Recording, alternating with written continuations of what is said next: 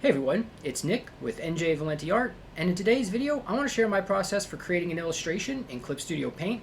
I'm going to let the video play in the background with some music, but I'm hoping you'll see how I follow the process I've broken down in other videos.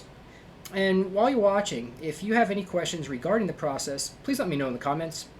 Also, be sure to hit the thumbs up, it helps get the video out there. And enough of my ramblings, now sit back, relax, and enjoy the process.